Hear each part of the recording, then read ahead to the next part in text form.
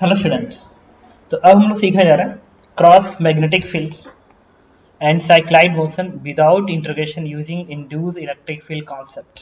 ठीक है, तो ये आप इंटीग्रेशन का हेल्प लेते हैं, बट हम लोग इसमें इंटीग्रेशन का कोई यूज नहीं करेंगे। एकदम ऑब्जर्वर को चेंज करके आपको मैं बताता हूँ कि मोशन कैसा होगा। ठीक है, तो देखिए, एक तो मेथड है इंटीग्रेशन का, दूसरा मेथड है जो मैं बताने जा रहा हूँ। सपोज करो एक चार्ज पार्टिकल जो कि रेस्ट से शुरू हो रहा है, चार्ज क्यू मास m का। अब पार्टिकल रेस्ट स्टार्ट कर रहा है, रेस्ट अंडरलाइन है, रेस्ट अंडरलाइन है। तो इलेक्ट्रिक फील्ड की वजह से, इस इलेक्ट्रिक फील्ड की वजह से ये चार्ज पार्टिकल ऊपर को भागेगा, और जैसे ऊपर को भागना शुरू करेगा मैग्नेटिक फील्ड का फोर्स आएगा। तो मैग्नेटिक फील्ड का फोर्स इधर आएगा, भी ऊपर है, भी क्रॉस भी नीचे को आ गया ना। एक काम करो, डायरेक्शन क्रॉस से रिप्रेजेंट कर दो ताकि इजीली समझा जा सके। एक ही चीज है, जो डायग्राम ऊपर बनेगा वो डायग्राम नीचे बन जाएगा। भी ऊपर का ना, भी नहीं यार, ठीक तो था। इधर का रास्ता क्या दिखा है, वन सेकेंड। पार्टिकल ऊपर को भागेगा, वेलोसिटी पर, मैग्नेटिक फील्ड मेरी तरफ है, तो भी क्रॉस बी हम आ गए इधर। डिफ्लेक्ट इधर होगा, और क्रॉस होता तो डिफ्लेक्ट इधर होता नहीं। तो मैं जानना नहीं चाहता क्योंकि उधर स्पेस कम है, तो क्या फायदा, इधर दिखाते हैं। तो मैग्नेटिक फील्ड की वजह से चार्ज पार्टिकल फोर्स लगेगा राइट साइड में, और पार्टिकल राइट साइड में डिफ्लेक्ट होगा। ठीक है, अब फिर उसके बाद हम लोग क्या करते हैं, किसी जर्नल एक्स पे जाते हैं, एक्स का वाई पे वेलोसिटी लिखते हैं, फिर फोर्स निकालते हैं, फिर एक्सेलरेशन, फिर डिफरेंशियल इक्वेशन, फिर सॉल्व करते हैं, एसएचएफ का इक्वेशन बनता है और आंसर आता है। मैं नहीं चाहता। तो इसमें एक मैंने एक काम किया, मैंने एक ऑब्जर्वर को सेलेक्ट किया। ऑब्जर्वर इस तरीके से ना, जो कि इस इलेक्ट्रिक फील्ड के फंक्शन को खत्म कर दे, ताकि पार्टिकल पर सिर्फ मैग्नेटिक फोर्स दिखे। अगर पार्टिकल पे सिर्फ मैग्नेटिक फोर्स दिखेगा तो खूब आराम से समझ सकते हैं कि मोशन कैसा होगा, क्योंकि मैग्नेटिक फोर्स वाली चीजें हम लोग पढ़ चुके हैं। ओके, तो देखो, अच्छा, इंड्यूस इलेक्ट्रिक फील्ड का फंक्शन होता है, इंड्यूस इलेक्ट्रिक फील्ड का फंक्शन होता है v cross b, where v is velocity of observer, observer v not velocity of observer, v cross b। v की तरफ फिगर करके b की तरफ घुमाएंगे। मैं इस इलेक्ट्रिक फील्ड को खत्म करना चाहता हूँ। देखो कैसे खत्म करना, इसका मतलब इंड्यूस इलेक्ट्रिक फील्ड डायरेक्शन इसके अपोजिट होना चाहिए। तो अगर ऑब्जर्वर की वेलोसिटी इधर होती, अब b किधर है, बाहर की ओर, तो v क्रॉस b। अच्छा, थंब ऊपर आ गया ना, नीचे आना। मतलब अगर मैं एक ऑब्जर्वर को, ये ऑब्जर्वर ध्यान रखना, दिस इज द ऑब्जर्वर या coordinate axis, better word is the coordinate axis, better word is the coordinate axis. अगर इस कोऑर्डिनेट एक्सिस को मैं इस डायरेक्शन में, v क्रॉस b, इस डायरेक्शन में मूव कराऊं, वेलोसिटी v नॉट से मूव कराऊं, तो इस फ्रेम से देखोगे ना, तो इस स्पेस में इस इलेक्ट्रिक फील्ड, इस मैग्नेटिक फील्ड के साथ साथ इस स्पेस में एक इंड्यूस इलेक्ट्रिक फील्ड डेवलप होता है, जिसकी वैल्यू होती है v not cross b।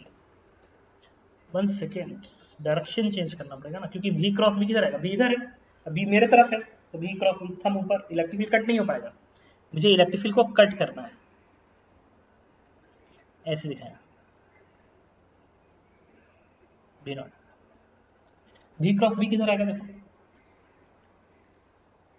v इधर है ना, v इधर है, मैग्नेटिक फील्ड मेरे तरफ है, तो v क्रॉस b थम आ रहा है नीचे, v इधर, मैग्नेटिक फील्ड मेरे तरफ, तो v क्रॉस b थम आ रहा है नीचे। तो इस स्पेस में एक इंड्यूस इलेक्ट्रिक फील्ड डेवलप होगा, जिसकी वैल्यू होगी v क्रॉस b, जो कि नीचे को रहेगा। क्यों, वेलोसिटी में और मैग्नेटिक फील्ड में एंगल 90 डिग्री का है ना, तो v क्रॉस b, तो v नॉट इंटू, ये इंड्यूस इलेक्ट्रिक फील्ड डेवलप हो गया इसी स्पेस में। मैं चाहता हूं कि नेट इलेक्ट्रिक फील्ड जीरो हो जाए, इसका मतलब E इक्वल टू क्या होना चाहिए, v नॉट b, इसका मतलब v नॉट इक्वल क्या होना चाहिए, E अपान b आना चाहिए। इसका मतलब अगर ये ऑब्जर्वर E अपान b की वेलोसिटी से राइट साइड में मूव करेगा, तो इसके मूवमेंट होने की वजह से इस स्पेस में एक इंड्यूस इलेक्ट्रिक फील्ड डेवलप होगा, जिसकी वैल्यू किसके बराबर होगी, v cross b, v not into b। अब v नॉट की वैल्यू E अपान b है, प्लेस कर दो, E अपान b रखोगे ना, तो b से b कटेगा, E आ जाएगा E के बराबर, और ये इलेक्ट्रिक फील्ड इसको कैंसिल कर देगा। इसका मतलब ये हो गया कि इस फ्रेम से देखने पे इस स्पेस में इलेक्ट्रिक फील्ड नहीं होगा, कैंसिल आउट हो गया। सिर्फ और सिर्फ क्या होगा, मैग्नेटिक फील्ड। तो जो कैंसिल हो गया उसको आप हटा दो, जो कैंसिल हो गया उसको आप हटा दो। मैं हटा दिया, जो कैंसिल हो गया मैंने उसको हटा दिया। ठीक है, अब देखो ये चार्ज पार्टिकल क्यू है, मास एम, जो कि पहले रेस्ट में था, लेकिन इस फ्रेम से देखोगे तो रेस्ट में नहीं होगा, ये वेलोसिटी रिवर्स होगी, इसको ऐसे मिलेगी, and this is E upon B. मतलब इस फ्रेम से देखने पे आपको t बराबर 0 पे, अंडरलाइन है, t बराबर 0 पे आपको लगेगा कि इस चार्ज पार्टिकल के पास वेलोसिटी e अपॉन b के बराबर है, और इस स्पेस में सिर्फ मैग्नेटिक फील्ड है, कोई इलेक्ट्रिक फील्ड नहीं है। तो मुझे बताओ क्या ये इलेक्ट्रिक फील्ड इस मैग्नेटिक फील्ड पे परपेंडिकुलर है? हाँ, इलेक्ट्रिक फील्ड इधर, मैग्नेटिक फील्ड मेरे तरफ परपेंडिकुलर है। तो मोशन कैसा होगा, सर्कुलर। मतलब इस फ्रेम से देखने पे इस चार्ज पार्टिकल का मोशन प्योर सर्कुलर मोशन होगा, यूनिफॉर्म सर्कुलर मोशन बताया जा चुका है। तो सेंटर किधर होगा, भी इधर, मैग्नेटिक फील्ड मेरी तरफ, तो भी क्रॉस बी थम आ गया ऊपर, सेंटर ऊपर। इसका मतलब कि इस डायरेक्शन में यहाँ पे कहीं पे सेंटर बनेगा, और इस सेंटर पे ये चार्ज पार्टिकल सर्कुलर मोशन शुरू करेगा ऐसा।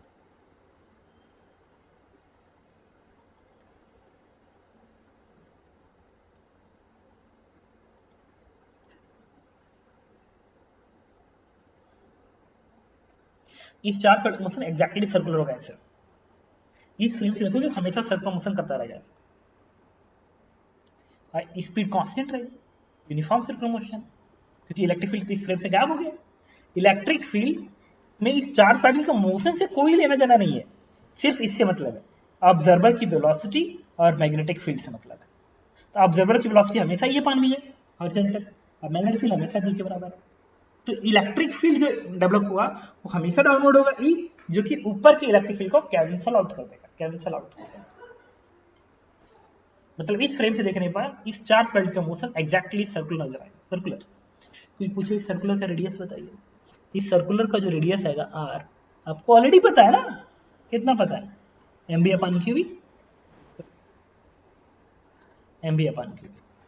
द रेडियस इज एम, भी की जगह पे E upon B upon Q B, इससे आएगा एम ई अपान क्यू बी का स्क्वायर।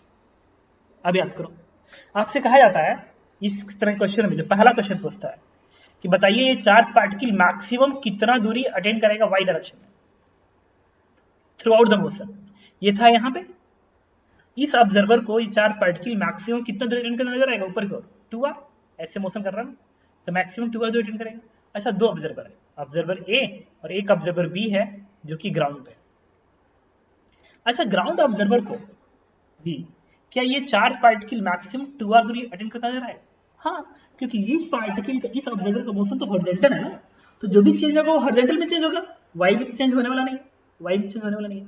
तो वाई में मैक्सिमम कितना दूरी अटेंड करेगा, वाई में मैक्सिमम कितना दूरी अटेंड करेगा, दैट इज 2r।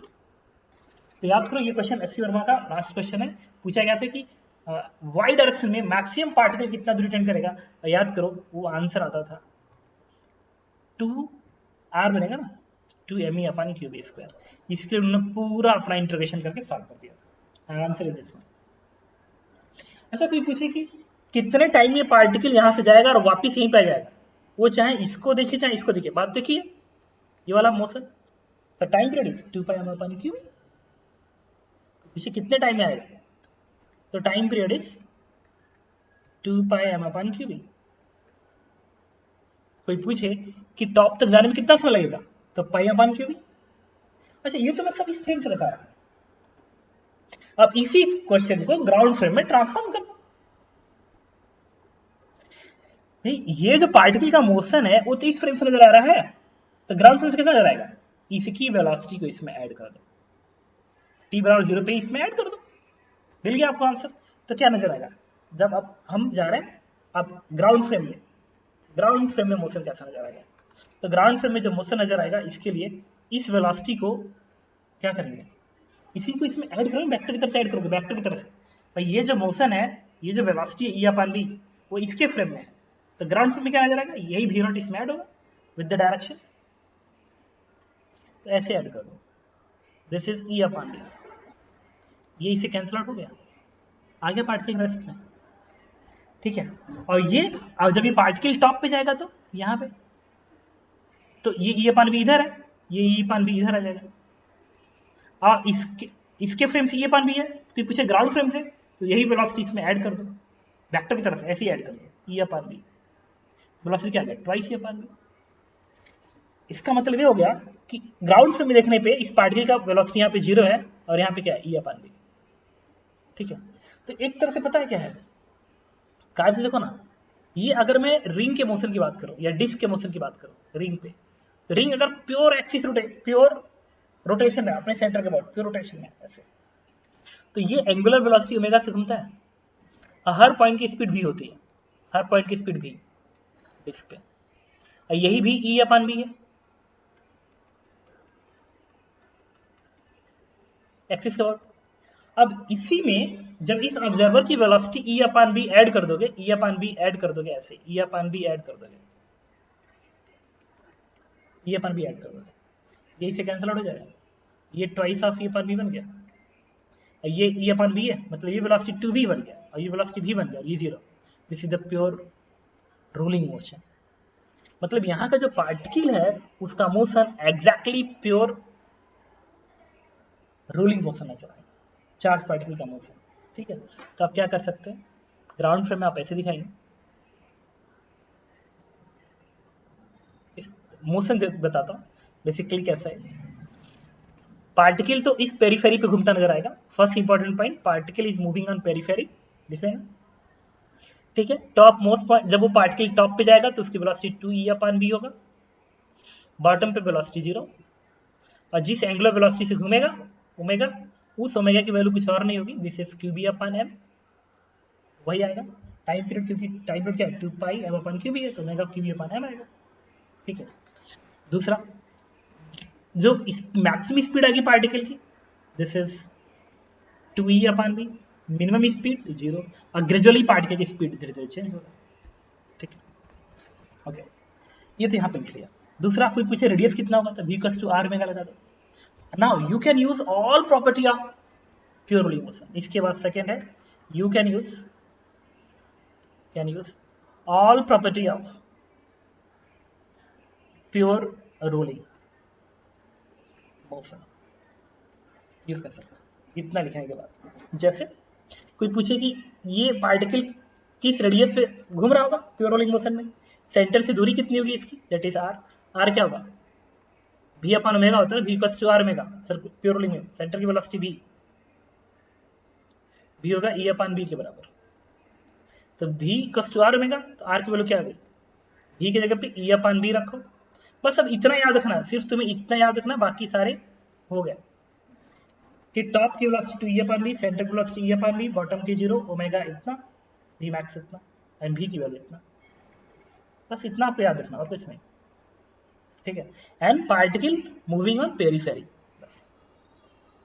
और ये अब देखो आर की वैल्यू क्या आएगी, v की जगह पे e अपॉन b रखो और ओमेगा की जगह पे क्या लिखो qb upon m, qb upon m, m ऊपर, तो वैल्यू क्या आ गई me अपॉन qb स्क्वायर आ गया, रेडियस मिल गया। कोई पूछे मैक्सिमम y में, इसका डबल कर देंगे, ठीक है।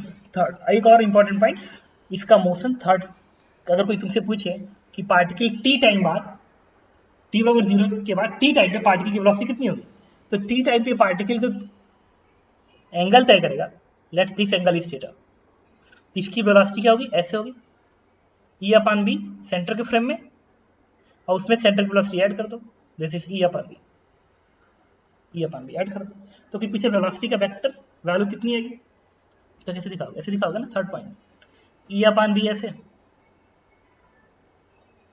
और ये e अपॉन बी ऐसे, वेक्टर सम कर देना आंसर आ जाएगा। अब एंगल निकालना बाकी है ना, इसको आगे बढ़ा दो। अच्छा ये थीटा है, ये क्या बनेगा 90 माइनस थीटा, ये कितना बनेगा थीटा, तो this angle is theta,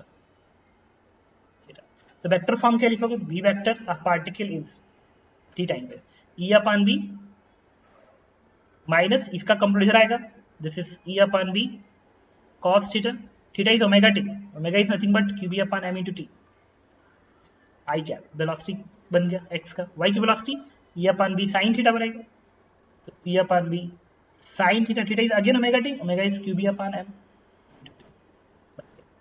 velocity मिल गया। तो पीछे पार्टिकल का पोजीशन बताइए टी टाइम पे, तो पार्टिकल यहाँ पे है ना, अब मैं पोजीशन के लिए इक्वेशन लिखने जा रहा हूँ यहाँ पे,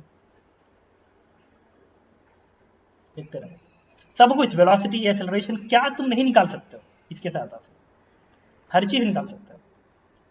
पार्टिकल का एक्स कोऑर्डिनेट, एक्स कोऑर्डिनेट ये दूरी है ना, ये दूरी, ये दूरी, ये दूरी है, ये तो ओरिजिन था टी बराबर 0 पे, तो ये दूरी एक्स कोऑर्डिनेट, ये आर है और ये थीटा, एंगल के साथ साइन चलाएगा ना, this is sine theta, this is minus R sine theta, and sine theta is omega T, omega को Q B upon M place कर देना, एक्स कोऑर्डिनेट आ जाएगा।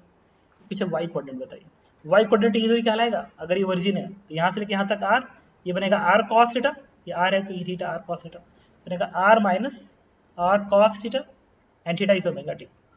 तो position is x i cap plus y j cap. आपने particle का position निकाल लिया, पार्टिकल के वेलोसिटी निकाल लिया। अब कोई पूछे आपसे क्या एक्सेलरेशन का वेक्टर बताइए, कुछ नहीं रखा है एक्सेलरेशन के वेक्टर में, ये भी मैं बताता हूँ, कुछ नहीं रखा है। देखिए third acceleration toward the centre होगा हमेशा, क्योंकि सेंटर का वेलोसिटी कांस्टेंट है तो सेंटर का डिस्टेंस 0, तो इस वाले पॉइंट के डिस्टेंस टुवर्ड द सेंटर होगा कितना, आर ओमेगा स्क्वायर, तो ये होगा toward the centre, acceleration is r omega square, और आर निकाल चुका अभी एम ई upon Q b square, omega यहाँ से निकल गया। अच्छा ये वाला एंगल कितना आएगा वर्टिकल से, देखो ये थीटा है तो ये एंगल आएगा theta, this is theta, this angle is theta. तो कोई पूछे एक्सेलरेशन का एक्स कंपोनेंट, तो आर ओमेगा स्क्वायर का ये कंपोनेंट इधर आएगा साइन, तो r omega square sine theta, and sine theta is omega t, और वाई कंपोनेंट क्या बनेगा, r omega square cos theta, theta is omega t, बन गया x i cap plus y j cap. Fourth, क्या ये motion planar होगा, yes this motion is planar, ऐसे motion करेगा, साइक्लाइड मोशन है, डिस्क प्योर रोलिंग कर रहा है, प्योर रोलिंग, तो पेरिफेरी के पार्टिकल का मोशन प्लेनर नहीं होगा, होगा that is planar motion, planar motion. लेकिन इस डायग्राम को कैसे ड्रॉ करते हैं तो मैं बता दे रहा हूँ यहाँ पे, इस तरीके से दिखाते हैं।